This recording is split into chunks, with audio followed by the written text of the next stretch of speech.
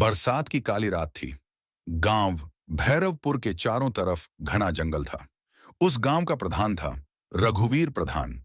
बहुत चालाक, बहुत लालची और लोगों को धोखा देने में माहिर। गांव वाले उससे डरते थे क्योंकि वह गरीबों की जमीन हड़प लेता था।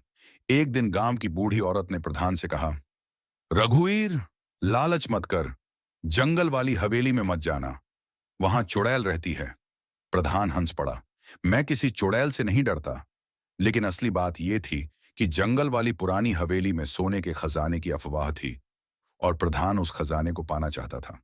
आधी रात को प्रधान लालटेन लेकर अकेला जंगल में पहुंच गया। तेज हवा चल रही थी।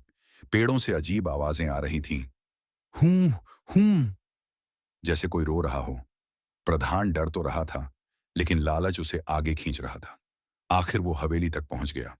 हवेली का दरवाजा अपने आप चूं करके खुल गया। अंदर पूरा अंधेरा था। दीवारों पर पुराने खून के निशान थे। अचानक ऊपर से आवाज आई, कौन आया है? प्रधान कांप गया, लेकिन बोला, मैं गांव का प्रधान हूं, खजाना लेने आया हूं। तभी अचानक सारी मोमबत्तियां जल उठीं और सामने सफेद साड़ी में एक औरत दिखाई दी। लंबे बिखरे बाल, उल्टे पैर, लाल चमकती आंखें। वो चुड़ैल थी। चुड़ैल धीरे धीरे प्रधान के पास आई और बोली, खजाना चाहिए?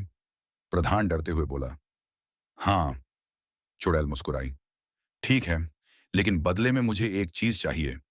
प्रधान लालच में पूछ बैठा, क्या? चुड़ैल जोर से हंसने लगी, तेरी आत्मा। अचानक हवेली के दरवाजे बंद हो गए।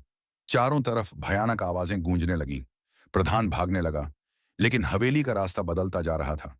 जहां जाता वहीं वापस आ जाता। तभी उसे दिखा, हवेली की दीवारों पर गांव वालों की तस्वीरें थीं, जिन्हें उसने धोखा दिया था। सबकी आंखों से खून बह रहा था। प्रधान चीख पड़ा, मुझे बचाओ! लेकिन तभी चुड़ैल उसके पीछे आ गई। उसकी गर्दन के पास आकर धीरे से बोली, लालच इंसान को मौत तक ले आता है। और अचानक पूरा कमरा अंधेरे में डूब गया। सुबह गांव वाले जंगल पहुंचे। हवेली के बाहर प्रधान की लालटेन पड़ी थी, लेकिन प्रधान कहीं नहीं मिला। बस हवेली की दीवार पर खून से लिखा था, जो लालच करेगा वो वापस नहीं जाएगा। उस दिन के बाद गांव में नया प्रधान चुना गया। लेकिन आज भी बरसात की रातों में जंगल वाली हवेली से आवाज आती है, खजाना चाहिए?